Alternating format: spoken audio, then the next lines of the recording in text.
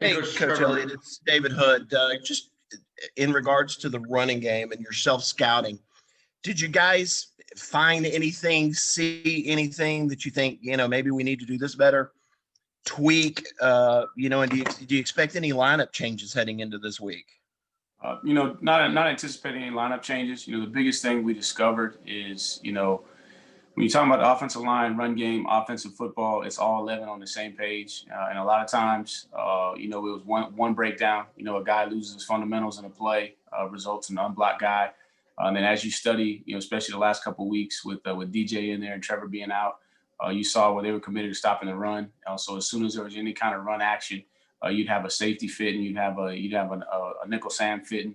And DJ, still learning the process of how to manage the run game. I thought there were some opportunities where we could, throw the ball on the perimeter, trying to keep those guys honest. So it was just a couple of things that we're going to tweak just in terms of making sure from a fundamental standpoint, we can continue to work those things, have a good understanding, maybe simplify just a little bit, some of what we're doing. But the biggest thing is just challenging our guys that every time we snap the ball, all 11 have to be on the same page, whether it's the run game or the pass game.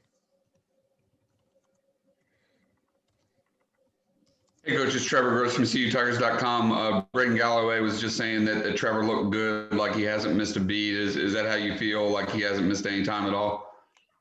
So what we saw in practice when we were out there, obviously we had the weekend off, excited to get back out there. But man, he came back with a ton of energy.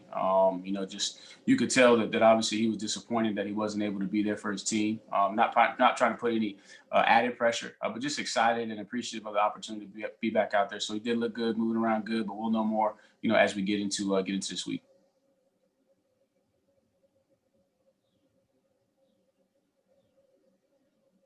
Coach, as you look at break down Florida State's defense, obviously losing Marvin Wilson, he's a hard guy to replace, but they still have some dudes on that front line, and Kane Doe and Janarius Robinson, and a pretty formidable secondary with guys like Asante Samuel, and they just got Nasruddin back last week as well. Yeah, it seems like they got a ton of guys. As you're watching the tape, you're like, man, who's number 10? Who's number 14? Who's number 36? You just see a bunch of guys that they're rolling in there, but definitely up front, it's what you're used to seeing out of Florida State with just the two big, large bookends, that can rush the passer, play well in the run, and then they're very big on the inside. All their guys are 300 plus, and Cooper's very, very hard to move, especially if you're trying to block him with one person. You're gonna have to double him to move him around. Very fast on the back end, playing a lot of guys at a lot of different positions, so it gives them some depth. But definitely, when you cut on the tape, that they're very, very talented.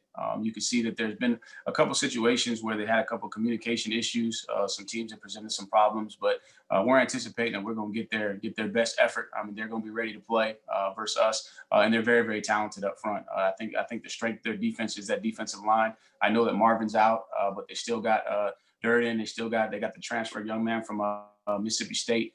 So they're still very talented and very deep on that D line. Hey, Tony, this is Grace Rayner with The Athletic. I think it was after the Notre Dame game, you were talking about how Cornell Powell's, I think you had referenced like mentality or just kind of his mindset had changed over the years. And I wanted to see if you could just elaborate on what exactly that looked like and the specifics of kind of what that means. I think when you look at Cornell, came in a highly recruited young man, then came into a situation, man, where it's competition, every single day, every single year. And it took him a little bit of time to kind of transition to accepting that competition on a daily basis. Very, very talented, very, very skilled. And each player is different. I think, some guys don't get a fair shake because they're around some exceptional guys like a Sammy Watkins that shows in here day one. You pull him out the box, as coach says, and you just let him go. Then there's some other guys that have to be developed. I think for Cornell, it was a process of just being developed, from a mental standpoint of understanding, what the expectation is and the commitment that it takes day in and day out. And I think now that he had his opportunity in fall camp and now he's having some success, I think the light has really, really clicked for him. So the biggest thing for Cornell, the challenge has always been, man, just go be the best you can be every single day, and don't take a play off. Don't worry about anybody else's situation. Just focus on what you can control. And I think he's really bought into that. And now you're seeing him, be productive and being a guy that we're leaning on right now.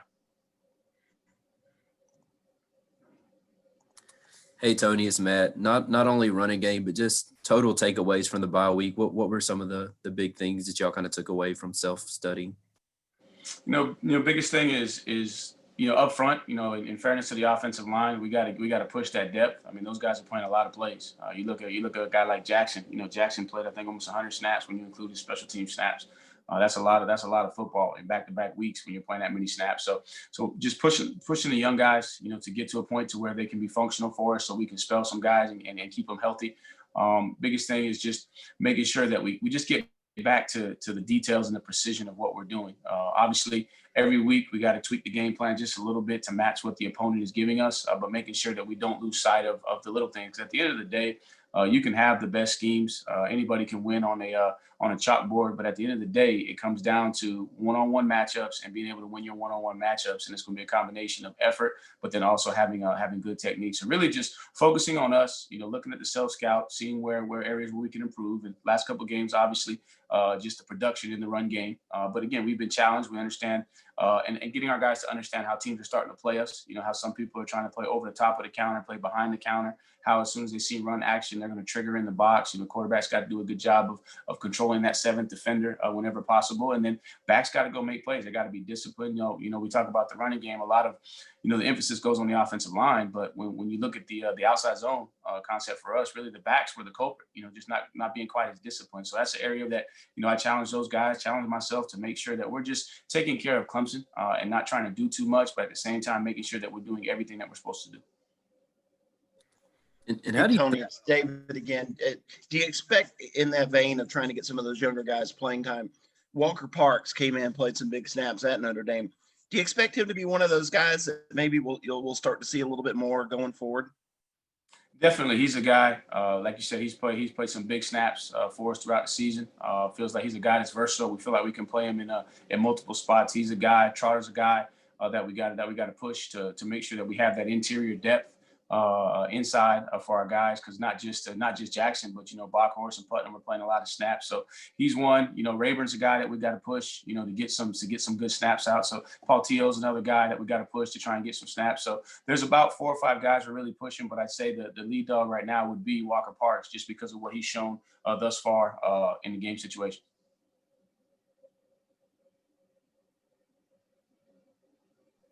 Hey, Coach, it's Trevor again. It's been rocky for Joseph and Frank this season. Do you think that this last stretch of these last 3 games of the regular season, they might finally be able to stay healthy and contribute to the offense? Definitely hope so. Those were 2 guys coming into the season that we were very, very, high on, had great expectations for. And it kind of started in fall camp. They went into protocol, missed some time there. And then both of them have been battling, some nagging stuff, nagging injuries. And hopefully this open week right here was an opportunity for them to get back healthy. Obviously, Frank's in a different situation with his foot, maybe a couple of weeks or so. I'll let Coach Sweeney update that whenever he speaks. I'm not sure the actual timeline there, but Joe, says he feels good. So we'll just get out there and push those guys, but definitely hope to get those guys back in, get them some action as we go down the stretch. Hey, Tony, it's Josh from the Post-Courier. What was your reaction when you heard about the news out of South Carolina last night with Muschamp? And would that be a job you'd be potentially interested in? Well, first and foremost, just you feel for Coach Muschamp, you feel for all those coaches. I've said it before, man, it's a coaching fraternity. Nobody, you don't want to see anybody. I went through it when I was at Furman, where we got fired, man, and there's so much uncertainty, unknown. You start to question yourself, and man, that's not a good situation for anybody. Then you think about the players, man. Those players, went there to play for him. They're invested, they're invested in him. They're invested in the program, and it's been a crazy year. So obviously, I don't know all the details surrounding that, but definitely my heart goes out to the coaches and the players because again, this wasn't what they were working towards. They were working towards a different outcome, and unfortunately, it didn't unfold that way. And right now, as the second part of that question.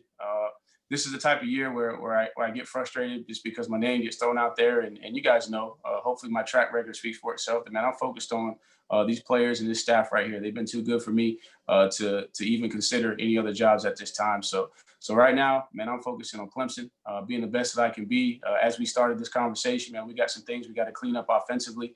That's my focus right now. Tony, this is Dennis Dodd from CBS Sports. As a coach, how often you check on these day to day, just psychologically, going through COVID injuries? I imagine Xavier had a had a big problem, but just getting through this. Was a question you asking how often do you check in on the players? Yeah, or just, Every day. Yeah. It's every day, and to be honest with you, there's probably contact points with the players multiple times a day from different personnel. Just because one, I know how I'm dealing with it, going through it with how it's impacted my family and the changes, and with my boys being young, and they're navigating going back to school, and my wife's at home trying to manage that. I know the pressure it puts on me. I know what it's like coming here every day and just trying to make sure that you're being as safe as you can, protecting the bubble. So man, you got to check on those guys every single day and multiple times, throughout the day. And that's what's so great about the way Coach Sweeney has constructed this program, that there's a lot of eyes, right? Even before COVID, there was a ton of eyes that were on these young men so that we can, possibly identify an issue before it becomes, a major problem. But definitely now with COVID, there's a heightened sense of urgency just to make sure we're vigilant, we're paying attention. And then we're also, creating an environment where it's okay for you to not be okay. It's okay for you to ask for help. It's okay for you to go talk to somebody, because ultimately that's the only way that we're going to get through this is together and everybody on the same page. Does it make it necessarily easier since you guys are winning? In other words, with a team that wasn't winning and at a high level, there'd be guys that would check out, at least mentally.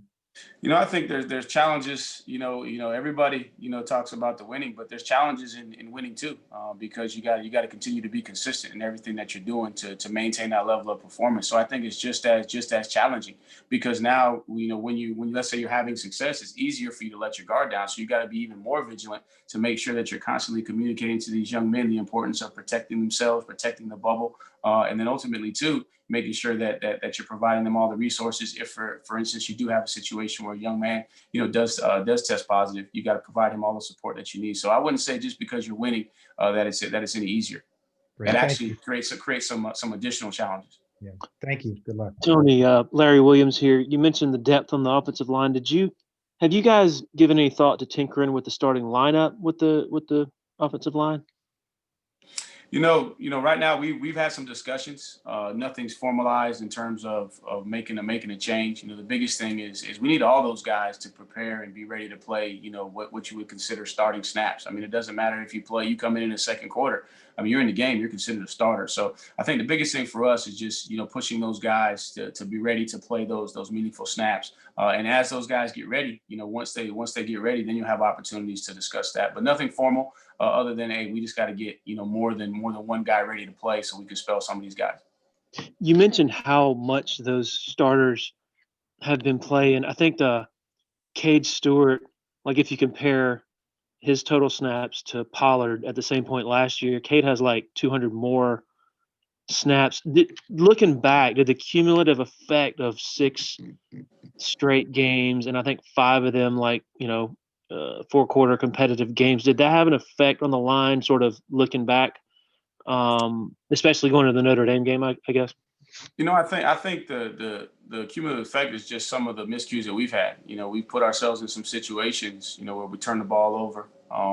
We sputter a couple times and don't put points on the board. Therefore, now you're not playing complementary football with the defense. And in the last couple of games, it's been a situation where we come out the gate fast, but also the opponent does too. And so then now we're just trying to play complementary football. Put points on the board. Try to help the defense as much as we can. So I think it's a cumulative effect of how the games have gone. And I'd say there's things that we've contributed to that too. Especially in my position, putting the ball on the ground, a couple of turnovers that have resulted in points. But we've scored too many times for the opponent. So I think it's just a combination of a lot of things that's forcing those guys to be able to play. And when you're in those games and it's going back and forth and it's tight, as coaches, we have to be transparent and honest. Man, you got a comfort level with certain guys, so you roll those guys. Whereas there's some situations where you may have to force the issue and spell those guys and expect those young guys to grow up in that moment. Hey, Coach, it's Trevor again. It's Trevor again, Coach. You brought Chez Malusi in for a couple plays late in the Notre Dame game. He's missed some games this season for various reasons, but it seems like you have a high level of trust and comfort for a young guy in that situation. Yeah, no doubt. Chez was a guy that coming in, I really saw some progress moving forward, and then was doing well early in camp. Then he goes down with the shoulder, and then kind of battled back. And he had some, just some family stuff go on that he needed to be a part of. But now that I think he's healthy, he's got his confidence back. He's a guy that's going to push, and I really need all those guys to be ready. Kobe and Mikey as well. Have to be ready to go in the game, and so it's a different year in terms of a hierarchy that you would work through. Now they all got to be ready. But Ches is a guy that every day that goes by, he's just continuing to show me that he has the confidence to be able to go in there and play in any situation. Tony, could McFadden play guard if he had to? We try to cross train all those guys. I think both those tackles could move inside if we needed to. We got some versatility. Cade's a guy that can move out to tackle. So we got a little bit of versatility, and nobody's hitting the panic button. I think when you really go back and look at it, teams were going to stop Travis, and then Travis, made some decisions that kind of stopped themselves in terms of seeing too much and cutting too early. Quarterbacks got to do a good job of managing. And again, it's the way we're built. Sometimes you want to force the ball to Travis, but sometimes you're forcing it in a 7 or 8 man box, and you're not going to have success there. So you got to throw the ball on the perimeter. So really just getting back to, the core fundamentals of who we are, I think it's going to help us going forward. And just guys, accepting the challenge of, hey, let's get back to the fundamentals and the details. Got time for one more? Tony, not speaking about any particular job, but just in general, just how do you handle trying to focus on your responsibility? And you've said you want to be a head coach potentially down the road, but with the early signing day, teams want to get things done quickly. Just how do you try to balance that in your situation? One, I don't answer my phone, to be honest with you, and I just am transparent with people, and I tell them, hey, look, this is who I am. I'm focusing on what I'm doing. Stay off of the Twitter stuff. Kind of remind my family, hey, don't say anything, bring me up, just let it be. Because again, it's about Clemson. It's about these young men.